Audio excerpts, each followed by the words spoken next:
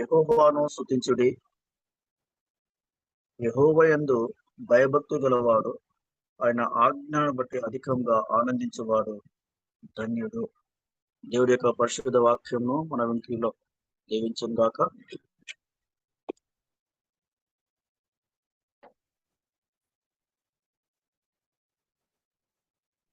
ఈ పరిశుద్ధ లేఖన భాగంలో కీర్తనకారుడు చాలా చక్కటి విషయాలు మనకు జ్ఞాపకం చేసి ఉంచున్నాడు. నేటి ప్రస్తుత దినాల్లో చూస్తే చాలా మంది విశ్వాసుల యొక్క జీవితాలలో దైవ భక్తి సన్నగిల్లి ఉన్నటువంటి పరిస్థితుల్లో మనం చూసి ఉంటున్నాం.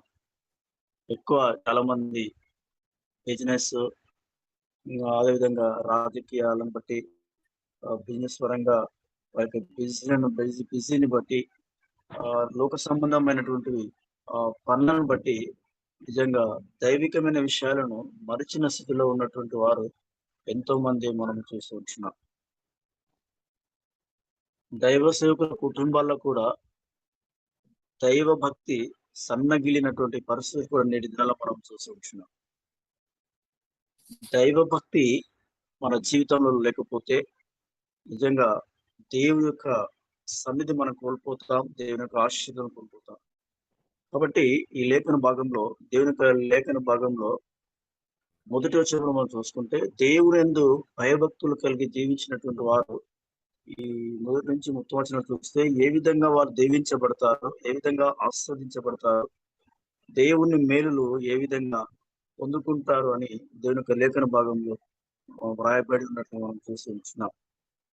అయితే ఈ పరిశుద్ధ లేఖన భాగం నుంచి దేవుడు నన్ను ప్రేరేపించే కొలదిగా దైవ భక్తి కలిగినటువంటి వారు ఏ విధంగా దీవించబడతారు అనేటటువంటి అంశం పైన మనం దేవుని యొక్క వాక్యాన్ని ధ్యానపోతూ ఉంటున్నాం. దైవ భక్తి ఏ కుటుంబంలో అయితే ఉంటుందో, దైవ భక్తి ఏ వ్యక్తిలో అయితే ఉంటుందో, దేవుని మర్చిపోకుండా, లోకాశలు పడిపోకుండా, లోక సంబంధమైనట్లు బిజీగా ఉండకుండా, దేవునందు భయభక్తులు కలిగి ఎవరైతే వ్యక్తిగత ప్రార్థన జీవితం కలిగి ఎవరైతే జీవిస్తుంటారో వారి జీవితాలలో, వారి కుటుంబాలలో, వారి సంఘంలో దేవుడు ఎలాంటి అద్భుతాలు చేస్తాడో మనం దేవుని యొక్క లేఖన భాగంలో మనం ధ్యానించబోతూ ఉంటున్నాం. అప్పుడు అందరం కూడా కొద్ది నిమిషంలో దేవుని యొక్క మాటలు మనం విందాం. దైవ భక్తి కలిగి ఉన్నటువంటి వారి జీవితంలో మొట్టమొదటి విషయాన్ని మనం జ్ఞాపకం చేసుకుంటే 112వ కీర్తన 2వ వచనంలో మాట రాయబడింది. 112 2వ వచనంలో, వాని సంతతి వారు భూమి మీద బలవంతులగుదురు అనే దేవుని యొక్క లేఖన వారు రాయబడింది. మనము దేవుని యందు భయభక్తులు కలిగి మనము చేస్తే మన సంతతి వారు అనగా మన పిల్లలు, మన పిల్లల పిల్లలు, మన కుటుంబం, మన తరము భూమి మీద బలవంతులుగా ఉంటారని దేవుని యొక్క లేఖన భాగంలో దేవుడు మనతో జ్ఞాపకం చేస్తూ ఉంటున్నారు. కాబట్టి దేవుని యందు భయభక్తులు కలిగి జీవించడము ఎంతో ప్రాముఖ్యమైనటువంటిది. ఇందులో చాలా మంది దేవుడు అంటే భయం లేదు, భక్తి లేదు, ఇష్టం వచ్చినట్లు విచ్చలవిడిగా పాపాలు చేస్తూ ఎంతో మంది జీవిస్తూ ఉంటున్నారు. దేవుని సన్నిధిని కోల్పోతూ ఉంటున్నారు. అనేకమైన పాపంకు గురి అవుతూ ఉంటున్నారు. అనేకమైన సమస్యలు కుటుంబాల్లో మనం చూస్తూ ఉంటున్నాం. చూడడానికి పైకి బాగానే కనిపిస్తారు, కానీ లోపల మాత్రం భయము, భక్తి దేవుని పైన ఏమాత్రం కూడా ఉండలేని పరిస్థితి మనం చూస్తాం. ఎవరైతే దేవునందు భయభక్తి కలిగి ఉంటారో, దైవ భక్తి కలిగి ఉంటారో, నిజమైనటువంటి సంపూర్ణ దైవభక్తి కలిగి ఉంటారో, వారి జీవితాలలో దేవుడు గొప్ప అద్భుతాలు దేవుడు చేస్తున్నాడు. వారి పిల్లలు, వారి సంతతి వారు భూమి మీద బలవంతులగుదురని దేవుని యొక్క లేఖన భాగంలో మనం చూస్తున్నాం. అదేవిధంగా కీర్తనకారుడు దావీదు మహారాజు జ్ఞాపకం చేస్తూ ఉంటున్నాడు.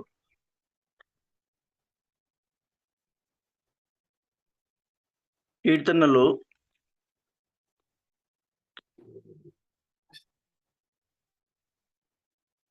37వ కీర్తన 25, 26 వచనాల్లో రాయబడినది ఏంటంటే, దావీదు అంటున్న అక్కడ, పూర్వం నేను చిన్నవాడినై ఇప్పుడు ముసలివాడనైనను న్యాయవంతులు వారి యొక్క పిల్లలు దిక్కులేని వారని లేకుండా ఉండరు. కానీ వారి సంతతిని, వారి సంతానము అడుక్కు తినడము నేనెప్పుడు చూడలేదు అని చాలా క్లియర్‌గా దేవుడు వ్రాసి ఉంచిన కీర్తనకారుని ద్వారా. నిజంగా నీతిమంతుని పిల్లలు అడుగు తినడం గాని, వారు దిక్కులేని వారిగా, బీదవారిగా కావడం గాని, మనము చరిత్రలో మనం ఎక్కడ కూడా మనము చూడలేదు. అందుకే దేవునందు భయము, భక్తి మనం కలిగి జీవిస్తే, మన యొక్క సంతతి భూమి మీద బలవంతులగుదురు అని దేవుని యొక్క లేఖన భాగంలో వ్రాయబడి ఉన్నది. మన యొక్క సంతతి వారు భూమి మీద బలవంతులగుదురు. ఉదాహరణకు యోసేపు జీవితాన్ని జ్ఞాపకం చేసుకుంటే, యోసేపు దేవునందు భయభక్తులు కలిగి జీవించినటువంటి వాడు. దేవుడంటే భయము, భక్తి కలిగి ఉన్నటువంటి వాడు యోసేపు. యోసేపు యొక్క జీవితంలో తను శోధింపబడడానికి, పాపం చేయడానికి సైతానుడు ఎన్నో అవకాశాలు కల్పిస్తాడు. అయినప్పటికీ కూడా అలాంటి పరిస్థితులలో నిజంగా యోసేపు దేవునికి భయపడి తన యొక్క జీవితాన్ని కొనసాగించినట్లుగా మనమందరం చూస్తున్నాం. అయితే యోసేపు యొక్క జీవితంలో నిజంగా ఎన్నో గొప్ప కార్యాలు దేవుడు చేశాడు.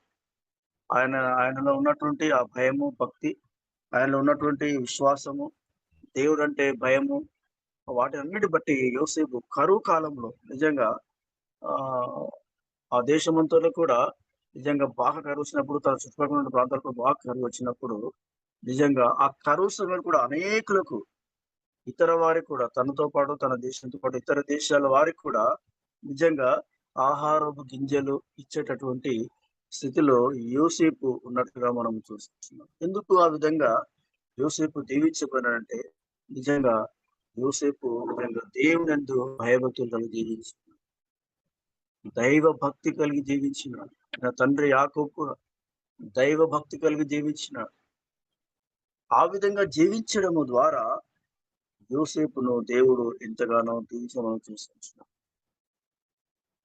యోసేపు తండ్రి దేవునందు భయభక్తి కలిగి ఉన్నాడు కాబట్టి, ఆయన సంతతి వారు అనగా యోసేపు భూమి మీద బలవంతులుగా ఇతరులకు సహాయం చేసే విధంగా దీవించబడినాడు యోసేపు. కాబట్టి ప్రియమైనటువంటి దేవుని బిడ్డలారా, నేను మనందరం కూడా దేవునియందు భయభక్తులు కలిగి జీవిస్తే, మన సంతతి వారు భూమి మీద బలవంతులుగా ఉంటారని దేవునికి లేఖన బోధన జ్ఞాపకం చేస్తూ ఉంటున్నాడు దేవుడు. కాబట్టి నేను మనందరం కూడా దేవునియందు భయభక్తులు కలిగి మనం జీవించాలి. దైవ భక్తి మనకు ఎంత బిజీగా ఉన్నా, ఎన్ని పనులు ఉన్నా కూడా దేవుని మాత్రం మనం ఎప్పుడు కూడా విడిచిపెట్టకూడదు. విశ్వాసంలో సన్నగిల్లిపోకూడదు. దావీదు మహారాజు ఎంతో బిజీ పర్సన్. దావీదు మహారాజు ఎంతో బిజీగా ఉండేటివారు. కానీ ఆయన దినములకు నిజంగా కొన్నిసార్లు దినమెల్లా దేవుని ఆరాధించేటువంటి వాడు. దినమునకు 3 సార్లు ఆరాధించేవాడు. నిజంగా ఎంతో దేవుణ్ణి స్తుతించేవాడు దావీదు మహారాజు. అందుకే దేవుని హృదయానుసారిగా ఆయన మారిపోయినాడు. కాబట్టి నేను అందరం కూడా ఈ దైవ భక్తి విషయంలో సన్నగిల్లిన స్థితిలో ఉన్నట్లయితే, ఇప్పటి నుంచి దేవా నాలో ఉన్నటువంటి దైవ భక్తిని తిరిగి మా తండ్రి ప్రభువా నేను ప్రారంభిస్తాను తండ్రి. ఇంతకు నా పనులను బట్టి, నా యొక్క అధికారాన్ని బట్టి, నా యొక్క బిజీ షెడ్యూల్‌ని బట్టి నేను నీ యందు భయభక్తులు జీవించలేకపోయాను, ప్రార్థించలేకపోయాను, వాక్యం చదవలేకపోయాను, సరిగ్గా నీ వాక్యాన్ని ధ్యానించలేకపోయాను, చర్చ్ కార్యక్రమం సరిగ్గా అటెండ్ కాలేకపోయాను ప్రభా. అసలు దైవ భక్తి విషయంలో పూర్తిగా సన్నగిల్లిపోయినాను ప్రభా. నాకు సహాయం చేయని దేవుని అడుగుదాం. రెండోది మనం జ్ఞాపకం చేసుకున్నట్లయితే దైవ భక్తి, సంపూర్ణ దైవ భక్తి ఎవరైతే కలిగి ఉంటారో వారిని ఏ విధంగా దీవిస్తాడన్న విషయాలు రెండో విషయం మనం జ్ఞాపకం చేసుకుంటే కీర్తనలు 112 ఏడో వచనాన్ని మనం చూద్దాం. 112 కీర్తన ఏడో వచనంలో వాడు దుర్వార్తకు జడియడు అనే మాటకు రాయబడింది. ఏడో వచనంలో వాడు దుర్వార్తకు జడియడు. నిజంగా సంపూర్ణంగా ఎవరైతే దేవునందు భయభక్తులు కలిగి జీవిస్తారో దుర్వార్తకు అసలు భయపడము అనే విషయాన్ని దేవుడు జ్ఞాపకం చేసుకుంటున్నాడు. ఉదాహరణకు యోబు జీవితాన్ని జ్ఞాపకం చేసుకుంటే, ఆయన యోబు ఎంతో యథార్థవంతుడు, న్యాయవంతుడు, దేవునందు భయభక్తులు కలిగినటువంటి వాడు, చెడుతనమును విసర్జించినటువంటి వాడు. భూమి మీద అతని వంటి వాడు ఎవడు లేడు అని యోబు భక్తుల గురించి యెహోవాయే సాక్ష్యం ఇచ్చినట్లుగా మనకందరికి తెలుసు. అయితే ఈ యోబు జీవితంలో సైతానుడు చాలా ఇబ్బందికర పరిస్థితులు ఆయన కల్పించాడు. యోబు జీవితంలో దాదాపుగా 4 దుర్వార్తలొచ్చినాయి. 4 దుర్వార్తలు ఆయనకు వినిపించినాయి. యోబు మొదటి అధ్యాయం 14 వచనంలో ఎద్దులు నాగలి దున్నుచుండగా గాడిదలు వాటి అన్ని పోయి కూడా ఏమైపోయినాయంటే ఖడ్గంతో పనివారిని హతం చేసినారు. ఇవన్నీ కూడా చనిపోయినట్లుగా యోబు గ్రంథం మొదటి అధ్యాయం 14 వచనంలో మనం చూసి ఉంటున్నాం. షేబాయిలు వాటిని పట్టుకొని ఖడ్గంతో పనివారిని హతము చేశారని ఈ లేఖన భాగంలో చూస్తాం. అక్కడ 500 జతల ఎద్దులను ఉన్నాయి, 500 గాడిదలు ఉన్నాయి, విస్తారమైన పనివారు ఇవన్నీ కూడా చేయకుండా మనం చూస్తూ ఉంటున్నాం. ఆ దుర్వార్త యోబుకు ఒక వ్యక్తి ద్వారా మనం చూస్తూ ఉంటున్నాం. అదేవిధంగా 16 వచనంలో అగ్ని ఆకాశంలో దిగి గొర్రెలను పనివారినందరిని కూడా కాల్చి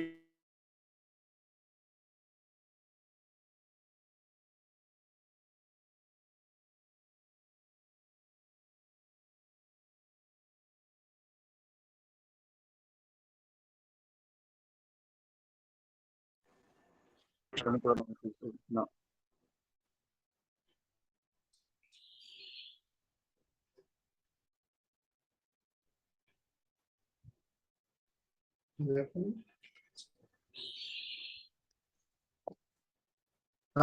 వినబడతలేదు సార్. యోబు అన్న ఇంట్లో భోజనం చేసినగా గొప్ప సుడిగాలి వచ్చి ఆయన సంతానం అంతా కూడా రావడం ద్వారా సంతానం అంతా కూడా మరణించట్లుగా మనం చూస్తున్నాం. ఇవన్నీ యోబుకు తెలిసినప్పుడు నిజంగా ఆయన జడియలేదు. యెహోవా ఇచ్చాను, యెహోవా తీసుకెళ్ళను, ఆయన నామానికి మహిమ కలుగును గాక, స్తుతి కలుగును గాక అని మొదటి అధ్యాయం 21 మనం చూస్తున్నాం. ఇదిలో చాలా మంది చిన్న చిన్న దుర్వార్తలు, చిన్న చిన్న వార్తలు వస్తే భయపడుతుంటారు. ఏం జరుగుతుందో, ఎట్లయితుందో అని భయపడుతూ ఉంటాం. కానీ మనం భయపడాల్సిన అవసరం లేదని యోబు జీవితాన్ని బట్టి దేవుడు మనతో జ్ఞాపకం చేస్తున్నట్టుగా మనం చూస్తున్నాం. యోబు జీవితాన్ని బట్టి దేవుడు మనతో జ్ఞాపకం చేస్తున్న మనం చూస్తున్నాం. కాబట్టి నేను యోబు మాదిరిగా దుర్వార్తలు వచ్చినప్పుడు చెడియకుండా, భయపడకుండా, సంపూర్ణంగా దేవునిపై ఆధారపడి మన జీవితం మనం కొనసాగించాలని దేవుని లేఖన భాగంలో చూస్తున్నాం. ఈ షడ్రక్, మెషక్, అబేద్నెగో వారి యొక్క జీవితంలో వారందరినీ అగ్నిగుండంలో మీరు ఆ రాజు యొక్క ప్రతిమకు మీరు మొక్కలేదు కాబట్టి అగ్నిగుండంలో పారవేస్తామని చెప్పినప్పుడు నిజంగా వారు ఏం మాత్రం కూడా చేయలేదు. మరో మాటన రాజువైన నెబుకద్నెజరు మేము సేవిస్తున్న దేవుడు మమ్మల్ని రక్షించుటకు సమర్థుడు, ఒకవేళ రక్షించకపోయినను మేము మాత్రం నీ ప్రతిమకు మొక్కమని చాలా ఖచ్చితంగా రాజుతోనే వాళ్ళు ఒక సవాల్ చేసిన మాదిరిగా వాళ్ళు మాట్లాడగలిగి ఉంటున్నారు. ఎందుకంటే ఆ ధైర్యము ఎట్లకెళ్ళి వచ్చిందంటే వాళ్ళు దేవునియందు భయభక్తులు కలిగి జీవించారు. దేవునికి భయపడేవారు ఎవరికి కూడా భయపడరండి. దేవునికి భయపడేవారు ఎవరికి భయపడరు, దేవునికే భయపడతారు. ఈనాడు చాలా మంది చిన్న చిన్న వాటి విషయాల్లో భయపడుతూ ఉంటారు, చిన్న చిన్న వాటికి భయపడుతూ ఉంటారు. ఇందులో చాలా మంది బెదిరించేవారు చాలా ఎక్కువైపోయారు. కూడా ఎవరైతే దేవునియందు భయభక్తులు కలిగి జీవిస్తారో వారి జీవితాలలో దేవుడు గొప్ప అద్భుత కార్యం చేస్తారు. వారి యొక్క జీవితాల్లో దేవుడు ఎన్నో ఎన్నో గొప్ప ఆశీర్వాదాలు కుమ్మరిస్తారని దీని యొక్క లేఖన భాగం జ్ఞాపకం చేస్తారు. దుర్వార్తకు జడియడు అని మనం రాష్ట్రం. ఉదాహరణకు మన యొక్క నిన్న పేపర్లో మనం చూస్తే మన యొక్క ఎంబీ మెడికల్ సెంటర్ ఆస్తులన్నీ కూడా ఇతర విశ్వాసులకు అవి ఆక్రమించుకున్నట్లుగా కోర్టులో కేసు గెలిచినట్లుగా మనం చూస్తున్నాం. నిజంగా మనం జడియాల్సిన అవసరం లేదు. ఎందుకంటే మనం దేవుని భయభక్తులు కలిగి మనం ప్రార్థన చేస్తూ ఉంటున్నాం. అది ఫేక్ న్యూస్ అని కూడా మనకు అర్థం అవుతూ ఉంటుంది. ఏది ఏమైనా మనకు ఒక నమ్మకం ఏంటి అంటే దేవుడు తప్పకుండా అది మనకు సహాయం చేస్తాడు. తప్పకుండా మన స్వాధీనంలో దేవుడు మన కాన్ఫిడెన్స్ స్వాధీనంలోకి తీసుకొని వస్తాడు. ఇవన్నీ కూడా ఈ ఫేక్ న్యూస్లు ఇవన్నీ కూడా దూరం చేయబడతావి. తిరిగి సంతోషాన్ని పొందుతామనేటువంటి విశ్వాసం మన లోపల ఉంది. ఎందుకంటే దేవునందు భయభక్తులు కలిగి ప్రతిరోజు కూడా మనం ప్రార్థనలో ముందు కొనసాగుతున్నాం. ప్రార్థనలో ముందు కొనసాగుతూ ఉంచినప్పుడు సైతాను కొన్ని దుర్వార్తలు తీసుకొని వస్తుంటాడు. అలాంటి పరిస్థితుల్లో మనము భయపడకుండా దేవుని పైన విశ్వాసం ఉంచి, దేవునందు భయభక్తులు కలిగి మనము జీవిస్తూ ఉన్నట్లయితే ఎన్నో అద్భుత కార్యాలు దేవుడు మన జీవితంలో చేయబోతూ మనం చూస్తున్నాం. అందుకే దేవుని యొక్క లేఖన భాగంలో మనము షడ్రక్, మెషక్, అబేద్నెగో వాళ్ళ జీవితంలో చూస్తే వాళ్ళు అస్సలు కూడా భయపడలేదు. ఎందుకంటే వారి లోపల ఎంతో భయభక్తి కలిగి ఉన్నారు. వారి అగ్నిగుండంలో పడవేసినప్పుడు ఆహ్, వాళ్ళ వెంట్రుకలు కూడా కాలలేదు అని దేవుని లేఖ మనం చూస్తున్నాం. బబులోను దేశమందున ఆ ముగ్గురు భక్తులు బొమ్మకు మ్రొక్కనందున బబులోను దేశమందున ఆ ముగ్గురు భక్తులు బొమ్మకు మ్రొక్కనందున పట్టి బంధించి వారిని అగ్నిలో వేసినప్పుడు నాలుగవ వాడు కనబడలేదా? ఓ భక్తుడా, నాలుగవ వాడు కనబడలేదా? భయము చెందకు భక్తుడా, ఈ మాయాలోక ఛాయలు చూచినప్పుడు. భయము చెందకు భక్తుడా, ఈ మాయాలోక ఛాయలు చూచినప్పుడు. భయము చెందకు నీవు, దిగులు చెందకు నీవు. భయము చెందకు నీవు, దిగులు చెందకు నీవు. జీవమిచ్చిన యెహోవా ఉన్నాడు.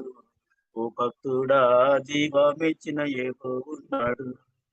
భయము చెందకు భక్తుడా, ఈ మాయాలోక ఛాయలు చూచినప్పుడు. కాబట్టి నేను షడ్రక్, మెషక్, అబేద్నెగో మాదిరిగా ఈ లోకానికి భయపడకుండా లోక ఆశలకు మనము విషయాల్లో ఆకర్షించబడకుండా నిజంగా లోక సంబంధమైనటువంటి వారికి మనం భయపడకుండా దేవునికి భయపడి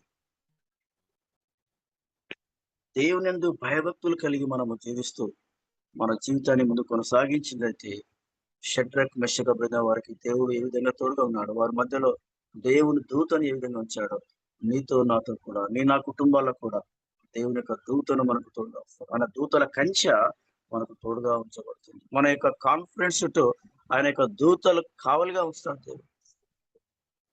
మన యొక్క మెడికల్ సెంటర్ చుట్టూ ఆయన దూతలను దేవుడు అక్కడ కంచెగా ఉంచుతాడు.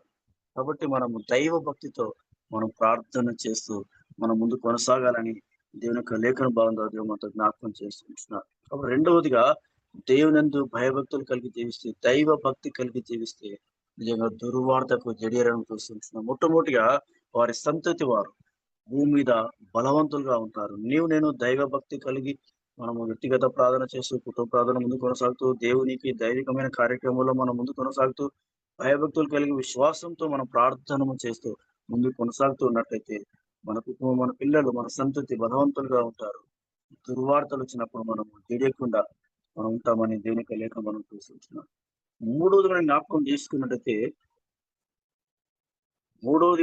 చేసుకున్నట్టయితే దైవ భక్తి ఎవరైతే కలిగి ఉంటారో వారి యొక్క జీవితంలో మూడవ ఆశీర్వాదం లేకుంటే మూడవ దీనిలో మనం చూసినట్టయితే శత్రువుల విషయమై తన కోరిక నెరవేరుతుంది అనే మాట మనం చూస్తున్నాం. శత్రువుల విషయంలో మన కోరిక నెరవేర్చబడుతుంది మనం చూస్తున్నాం. కీర్తనలు 112 8వ వచనంలో మనం చూసినట్టయితే కీర్తన 112 రెండో లైన్‌లో తన శత్రువుల విషయమై తన కోరిక నెరవేర్చే వరకు వాడు భయపడడు అని దేనికి మనం చూస్తున్నాం.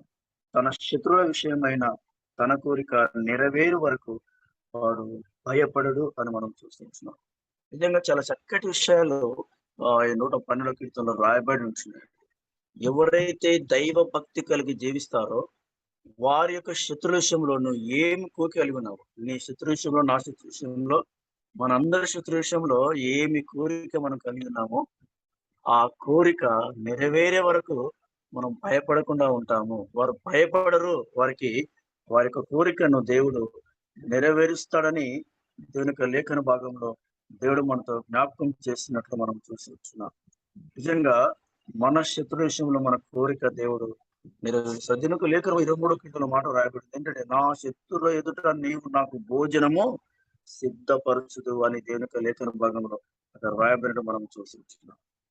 నా శత్రువుల దగ్గర నువ్వు నాకు భోజనము సిద్ధపరచు. నా శత్రువుల ఎదుట నువ్వు నాకు భోజనము సిద్ధపరచుదువు. ఎంత గొప్ప ఆశీర్వాదం చేయండి. శత్రువులను దేవుడు మిత్రులుగా చేసేస్తాడు. శత్రుల ఎదుట, పగవారి ఎదుట మనకు భోజనమును దేవుడు ఏర్పాటు చేస్తాడు. అంత గొప్ప ఆశీర్వాదము దేవుడు మనకి ఇవ్వబోతున్నాడు. శత్రుల విషయంలో నేను ఎలాంటి కోరిక కలిగి ఉన్నామో ఆ కోరిక నెరవేరు వరకు వాళ్ళు ధైర్యంగా ఉంటారు, భయపడరు, జడియరు అని మనం దేని యొక్క లేఖన భాగంలో చూస్తున్నాం. నేను ఆ శత్రువునుడు సైతానుడు బంధించబడబోతున్నాను. సైతానికి దురాత్మ శక్తి మన జీవితంలో మన పైకి రాకుండా దేవుడు నశింప చేస్తాడు. కాబట్టి నేను అందరం కూడా దైవ భక్తి కలిగి ఉన్నట్లయితే మన శత్రువుల విషయమై మన కోరిక దేవుడు నెరవేరుస్తాడు అనే దేవుని యొక్క లేఖన భాగంలో మనం చూస్తున్నాం. దేవుని యొక్క లేఖనంలో మలాకి గ్రంథం 4వ అధ్యాయంలో 3వ వచనంలో ఇక్కడ రాయబడి ఉంది. మన శత్రులు మన కాళ్ళ కింద అనగదొక్క చేస్తాను దేవుని యొక్క లేఖనకు రాయబడి అనగదొక్కుదురు అని కూడా దేవుని యొక్క లేఖన భాగం మనం చూస్తున్నాం.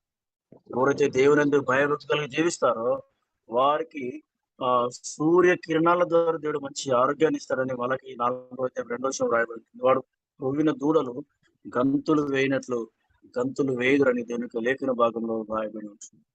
కాబట్టి నేను దేవుని భయభక్తులు కలిగి జీవిస్తే ఇలాంటి గొప్ప ఆశీర్వాదం అనుకునే గొప్ప దీవెన అనుకోండి. కానీ చాలా మంది జీవితాల్లో భక్తి సన్నగిలిపోయింది. దేవుడు అంటే భయం లేదు. సంఘ పెద్దల కుటుంబాల్లో కూడా కుటుంబ ప్రార్థన లేదు. దైవ సేవకుల కుటుంబాల్లో కూడా కుటుంబ ప్రార్థన లేదు. వ్యక్తిగత ప్రార్థన లేదు. నిజంగా చాలా చాలా భయంకరమైనటువంటి పరిస్థితులు నేటి సమాజం ఉంటుంది. భక్తి లేని పరిస్థితి. నిజంగా లేఖన భాగంలో దేవుడు చెప్తుంటాడు, దేవునందు దైవ భక్తి ఎవరైతే కలిగి చేస్తారో వారి పిల్లలు వారి యొక్క సంతతిని భూమి మీద బలవంతులుగా ఉంచుతారని మనం చూస్తాం. దుర్వార్తలు వచ్చినప్పుడు వారు భయపడరు, జడియరు, కుంగిపోరు, విశ్వాసంలో సన్నగిల్లిపోరు. ఎవరంటే దేవునందు భయభక్తులు జీవిస్తారు. మూడోదిగా శత్రుల విషయమై తమ కోరికను దేవుడు వారి జీవితంలో నెరవేర్చే వరకు దేవుడు వారికి తోడుగా ఉంటాడు. నెరవేరు వరకు వాళ్ళు భయపడరు, తప్పకుండా నెరవేరుస్తాడు. మనం ఎంబీ కాన్ఫరెన్స్ లో ఒక కోరిక మనం కలిగి ఉన్నాం. దేవుడు మా యొక్క కాన్ఫరెన్స్ ను మాకు స్వాధీనం చేయబోతున్నాడు. దేవుడు తిరిగి ఆస్తులన్నీ మనకు రప్పించబోతున్న ఆశ, కోరిక మన లోపల ఉన్నది. తప్పకుండా దేవుడు అద్భుతం చేస్తాడనే విశ్వాసం మనలో తప్పకుండా ఒక రోజు ఆయన దినం వచ్చినప్పుడు తప్పకుండా దేవుడు ఆ కోరికను మన లోపల నెరవేరుస్తాడని జ్ఞాపకం చేసి ఉంటున్నాం. సక్సెస్ చేస్తారు. కాకపోతే నేను చేయాల్సింది ఏంటంటే దేవుడు నెరవేర్చే వరకు, సక్సెస్ చేసే వరకు ఓపికతో మనం ప్రార్థన చేస్తూనే ఉండాలి. జీవులు మాత్రమే కాదు, వ్యక్తిగత ప్రార్థన కూడా చాలా చాలా ప్రాముఖ్యమైనటువంటి. వ్యక్తిగత ప్రార్థన కూడా చాలా ప్రాముఖ్యమైనటువంటి. కాబట్టి నేను మనందరం కూడా దేనికో లేఖపరిచినట్లు మనము వ్యక్తిగత ప్రార్థన చాలా అవసరం. దేవుని భయభక్తులు చాలా అవసరం. దేవుడు గొప్ప కార్యాలు చేస్తాడు. దేవుడు అద్భుత కార్యాలు దేవుడు చేస్తాడు. కాబట్టి నేను అందరం కూడా దైవ భక్తి మనం కలిగి జీవించాలి. అందరం కూడా దేవుని భయభక్తులు కలిగి జీవించాలని దేవుని యొక్క లేఖన భాగంలో దేవుడు మనతో జ్ఞాపకం చేసి మనం చూస్తున్నాం. మన ప్రార్థన సమయాన్ని ఎప్పుడు కూడా మనం తగ్గించకూడదు. ఎక్కువ సమయం దేవుని దగ్గర మనం గడపాలి. సమయంలో తప్పకుండా మనం దశమ భాగం మనం తీయాలి. సమయంలో 10% మనం తప్పకుండా దేవునికి మనం తీయాలి. అప్పుడే మన కుటుంబాలు దేవునికరంగా ఉంటాయి, ఆశీర్వాదకరంగా. కాబట్టి ప్రియమైన దేవుని ద్వారా నేను దేవునికి వాక్యం చెప్పినట్లుగా దైవ భక్తి మనం కలిగి జీవించాలి. దైవ భక్తి కలిగి తీస్తే వారి కుటుంబాల్లో, వారి పిల్లలు, వారి సంతతి భూమి మీద బలవంతులుగా ఉంటారు. దుర్వార్తలు వచ్చినప్పుడు చెడియకుండా, భయపడకుండా సంపూర్ణంగా దేవునందు విశ్వాసం కలిగి జీవిస్తారు. శత్రుల విషయమై వారి కోరిక నెరవేర్చే వరకు వారు ధైర్యంగా ఉంటారు, భయపడకుంటారని దీనికి లేఖన భావం. కాబట్టి నేను అందరం కూడా దివాళి చేయాలి. నాలో సన్నగిల్లిపోయినటువంటి దైవభక్తిని తిరిగి నాయన కొనసాగించడానికి సహాయం చేయండి. ఎన్ని ఆటంకాలు వచ్చినా, ఎలాంటి పరిస్థితి వచ్చినా, ఎంత అలసిన స్థితిలో ఉన్నా యేసయ్య మీ దగ్గర ప్రభా నీ పాదాల దగ్గర ప్రతిరోజు కొంత సమయాన్ని గడపడానికి, వ్యక్తిగత ప్రార్థన జీవితంలో కొనసాగడానికి, నేను నా కుటుంబం భయభక్తులు కలిగి జీవించడానికి నాకు సహాయం చేయండి. మనం దేవుడిగా దావీదు మహారాజు దైవభక్తి కలిగి జీవించి దేవుని హృదయానుసారిగా మారిన యోసేపు దైవభక్తి కలిగి జీవించడం ద్వారా కరువు సమయంలో కూడా ఇతరులకు ఆహార ధాన్యం పెట్టగలిగిన స్థితి ఆయన కలిగి ఉన్నాడు. కాబట్టి నీవు నేను అందరం కూడా దేవాయసే దైవభక్తి కలిగి జీవించి సహాయం చేయి. ఇంతవరకు మన జీవితాలకు వెళ్ళ దైవభక్తి విషయంలో సన్నగిలిన పరిస్థితిలో ఉన్నట్లయితే, కుటుంబ ప్రార్థన సరిగా లేనింటి పరిస్థితిలో ఉన్నట్లయితే, వ్యక్తిగత ప్రార్థన సరిగ్గా మనం చేయలేని పరిస్థితిలో మన జీవితాలు ఉన్నట్లయితే, దేవా యేసయ్యా నాకు క్షమించిన ఇప్పటి నుంచి మా తరపు నాలో ఉన్నటువంటి బలహీనతలు సరిచేసుకొని ప్రభావ నీకు మహిమకరమైన జీవితం కొనసాగించిన ప్రభు నాకు సహాయం చేయి. దేవుని అర్థం అలాంటి జీవితం దేవుడు నీకును నాకును మనందరికీ దయచేయను గాక. ఆమేన్.